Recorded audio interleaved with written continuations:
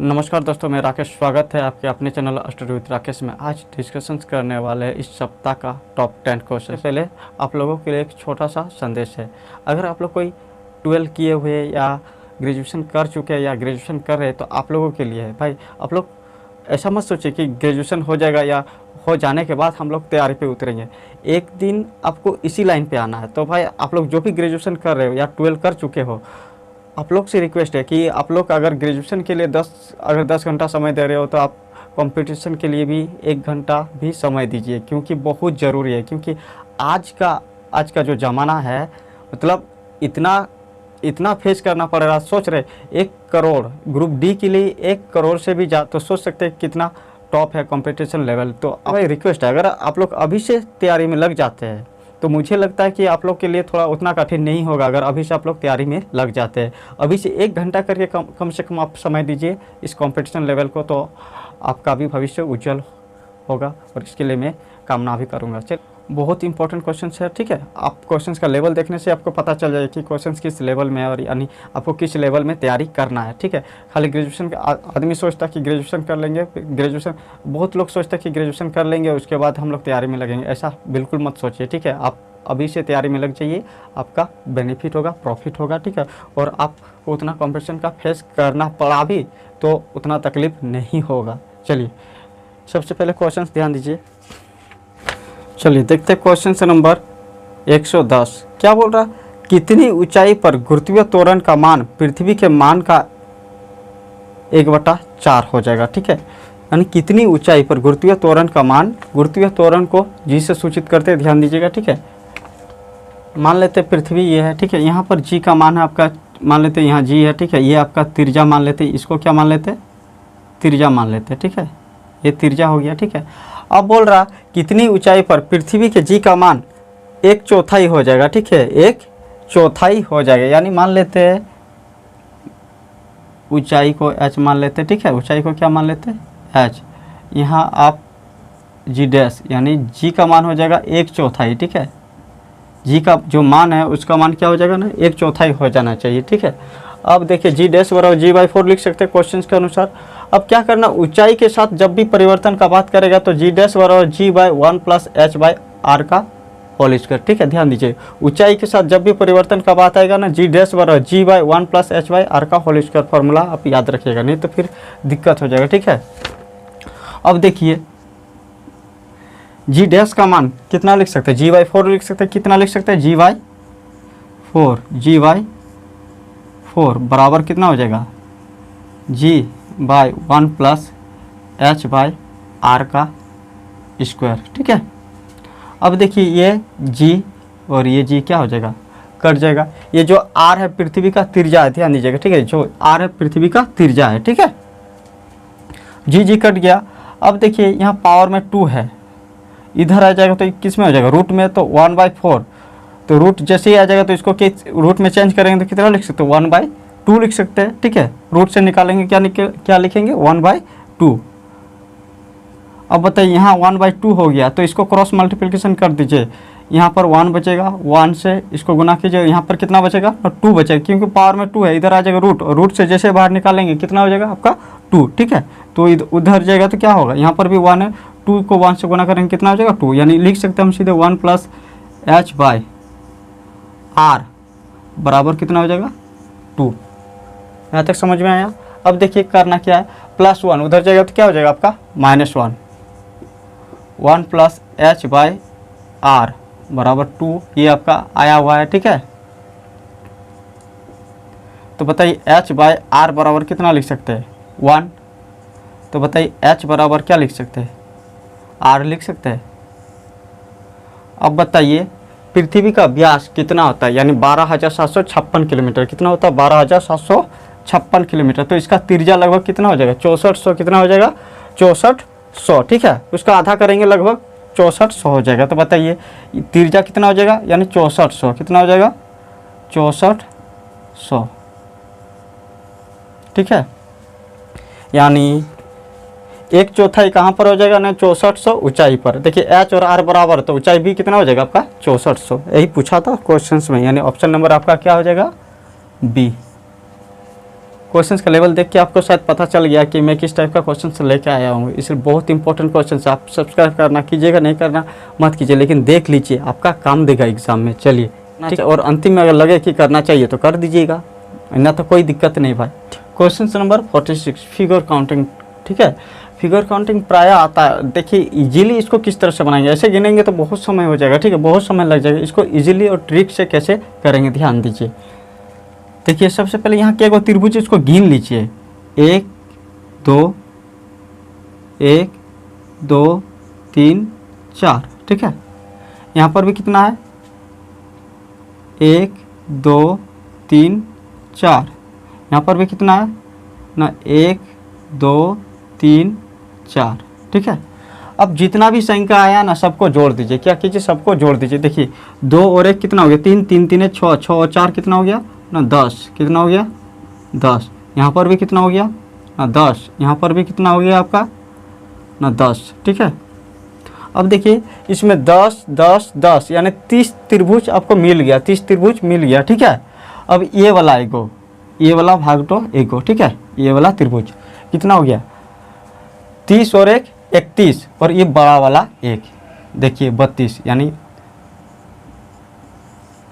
32 triangle हो गया। देखिए इसको कितना सिंपली निकाल सकते हैं आप। ठीक है, इस टाइप का फिगर काउंटिंग का क्वेश्चन बहुत सारा परीक्षा, हर परीक्षा में लगभग आते रहता है। ठीक है, अगर आप जानते तो आपके लिए आसान है, नहीं जानते तो यही आपके लिए हार्ड हो जाएगा।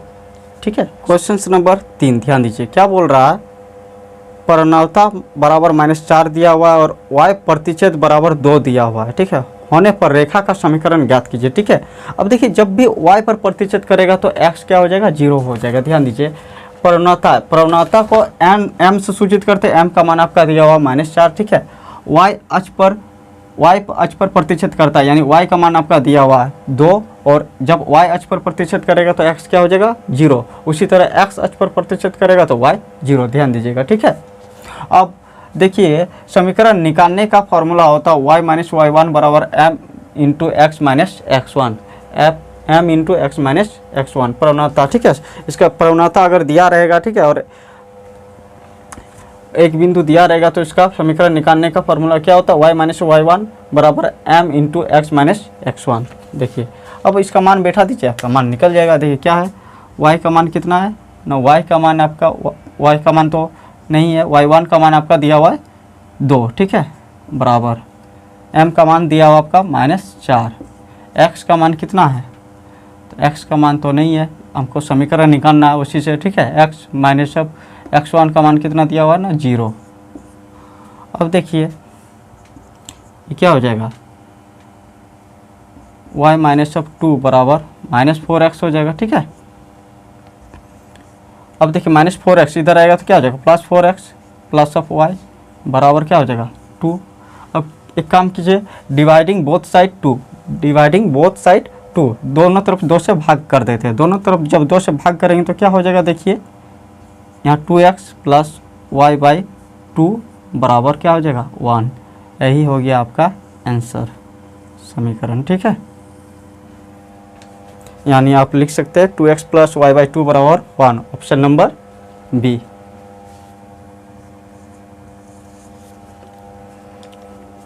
देखिए क्वेश्चन नंबर 2 क्या बोल रहा है, एक समकोण पिरामिड का आधार 16 इकाई विकर्ण वाला एक वर्ग है और इसकी तिर्यक भुजा यानी तिर्यक ऊंचाई 17 इकाई है, तो इसकी ऊर्ध्वाधर ऊंचाई ज्ञात कीजिए। इसका ऊंचाई ज्ञात करना, तो देखिए ये सिंपल क्वेश्चन है।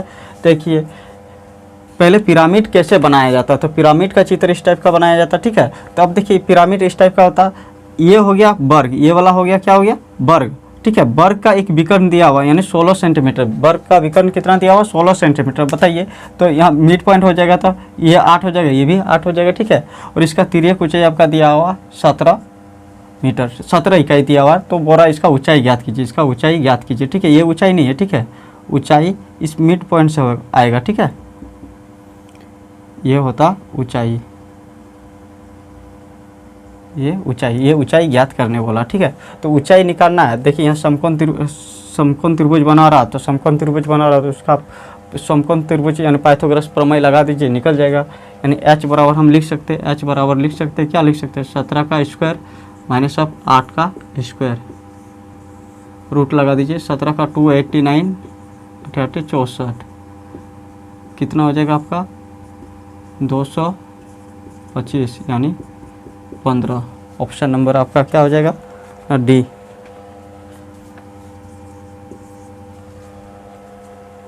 क्वेश्चन नंबर 5 क्या बोला, साइन 15 बराबर दिया और √6 माइनस ऑफ √2/4 और आपको निकालना 15 डिग्री का मान निकालना। देखिए ठीक है, या तो इसका फॉर्मूला लगा दीजिएगा तो ठीक है, फॉर्मूला लगा दीजिएगा तो इसका भी फॉर्मूला लगा के इसको चेक करना पड़ेगा कि सेटिस्फाइड है ना नहीं है, नहीं तो फिर फॉर्मूला काम नहीं करेगा। ठीक है, फॉर्मूला में लगा देते ठीक है, लेकिन इसको फिर सेटिस्फाइड करना पड़ेगा, यानी 2 बार हमको करना पड़ेगा। उससे अच्छा एक ही बार कीजिए, उससे अच्छा एक ही बार कीजिए। इसको क्या करते हैं, P/B लिख सकते हैं, P/H लिख सकते हैं, साइन थीटा बराबर P/H। अब देखिए P पता है, H पता है, तो आप B निकाल सकते हैं। B बराबर क्या होता है √H² माइनस ऑफ P²। ठीक है, H का स्क्वायर यानी 4 16 माइनस ऑफ √6 माइनस ऑफ √2 का स्क्वायर। ठीक है, अब देखिए इसको तोड़ेंगे तो कितना आ जाएगा 16 minus of A² B² plus 2 minus 2AB, तो यानी 6 2 8 माइनस ऑफ 2√12, 6 2 12। ठीक है, अब देखिए इनको तोड़े तो क्या आया 8 माइनस ऑफ 2√12। ठीक है, अब देखिए इनको फिर घटा देते हैं, कितना बचेगा 16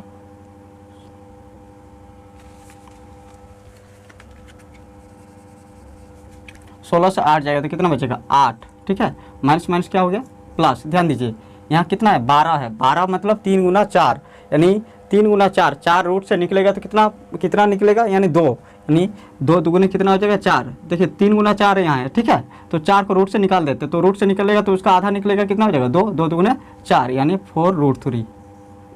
क्या हो गया 4√3। अब बताइए 4 को कॉमन ले लेते, 4 को कॉमन ले लेते तो यहाँ क्या बचेगा, 4 को जैसे कॉमन ले लेते तो 4 रूट से निकल जाएगा। ठीक है, 4 रूट से निकलेगा तो कितना होगा 2, यहाँ कितना बचेगा 2 प्लस √3। ठीक है, ये बचेगा, ध्यान दीजिए। ठीक है, 2 × 2 प्लस √3 रूट में रहेगा। ठीक है, अब आप लगा दीजिए tan 15 यानी tan थीटा बराबर क्या होता है P/B।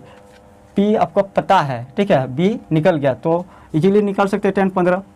देखिए P का मान कितना √6 माइनस ऑफ √2 बाई कितना हो जाएगा 2 × √2 प्लस ऑफ √3। अब एक काम कीजिए 2 माइनस ऑफ √3 से हर परिमेयकरण कर देते, इसको क्या करते √2 माइनस ऑफ 3 से हर परिमेयकरण कर देते हैं। ठीक है, 2 माइनस ऑफ √3 से हर परिमेयकरण कर देते हैं।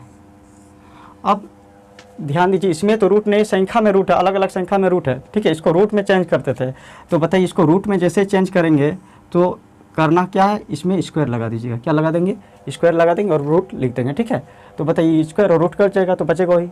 ठीक है, अब ध्यान दीजिए √6 माइनस ऑफ √2 का स्क्वायर को लिख सकते हैं 8 माइनस ऑफ 2√12। ठीक है, 8 माइनस ऑफ 2√12 क्यों, क्योंकि इसको अभी हम तोड़े थे। ठीक है, तो यहाँ पर हम क्या लिख सकते हैं 8 माइनस ऑफ 2√12। ठीक है, या तो तोड़ लीजिएगा। ठीक है, A² प्लस B² माइनस 2 भी कोई बड़ा हार्ड नहीं है। ठीक है, तो इसको आप लिख सकते हैं 8 माइनस ऑफ 2√12। ठीक है, ये रूट में आ गया इंटू √2 माइनस ऑफ √3 बाई कितना हो जाएगा बताइए A² माइनस ऑफ B² यानी 4 से 3 जाएगा तो कितना बचेगा एक का रूट, एक तो रूट से निकल जाएगा, एक ही हो जाएगा। ठीक है, एक को 2 से गुना करेंगे कितना हो जाएगा 2। ठीक है, अब देखिए ध्यान दीजिए यहाँ पर 3 गुना 4 है यानी 4 को रूट से निकाल देते हैं तो यहाँ कितना हो जाएगा 2 दुगुने 4। ठीक है, देखिए ध्यान दीजिए क्या है, यानी इससे 4 निकाल देते हैं। ठीक है, इसमें क्या है 3 गुना 4 है तो 4 को निकाल लेते हैं, क्या होगा 8 माइनस ऑफ 4√3 लिख सकते हैं इसको इंटू 2 माइनस ऑफ √3। ठीक है, अब देखिए 4 दोनों में है, 4 कॉमन ले लेते, 4 को कॉमन ले लेते और इसको रूट से निकाल देते तो कितना निकलेगा 2, यहाँ क्या बचेगा 2 माइनस ऑफ √3। अब देखिए यहाँ पर भी 2 माइनस ऑफ √3 तो इसका क्या हो जाएगा स्क्वायर हो जाएगा। ठीक है, नीचे कितना है 2 है, 2 2 कट जाएगा। अब देखिए ये स्क्वायर और ये रूट कट जाएगा तो बचेगा कितना 2 माइनस ऑफ √3 यानी ऑप्शन नंबर आपका कितना हो जाएगा ना, ऑप्शन नंबर आपका सी हो जाएगा। ठीक है, देखिए एक काम किए, नहीं तो इसका फॉर्मूला बैठा दीजिएगा। देखिए इसमें भी फॉर्मूला बैठा दीजिएगा, इसमें भी इसको पहले वेरीफाई कर लीजिएगा कि इतना इक्वल आ रहा ना नहीं आ रहा, यानी साइन ए माइनस बी में तोड़ दीजिएगा। साइन ए माइनस बी का फॉर्मूला होता है sine A into cos B minus cos A into sine B, ठीक है। उसी तरह टेन 15 का, यानी टेन 15 को लिख सकते टेन 45 माइनस ऑफ टेन 30, यानी टेन 45 माइनस ऑफ टेन 30, यानी tan A minus of B आ गया। तो tan A minus of B का फॉर्मूला होता है tan A plus of tan B by 1 minus of tan A into tan B. और सबका अगर आपको फॉर्मूला पता है और सबका मान पता है तो आप इसे वेरीफाई करके निकाल सकते हैं, ठीक है। नहीं तो आप इस प्रोसेस में बनाएंगे तो 100% आपका सही रहेगा, परफेक्ट, आपको चेक करने का ज़रूरत नहीं पड़ेगा 2 बार, ठीक है।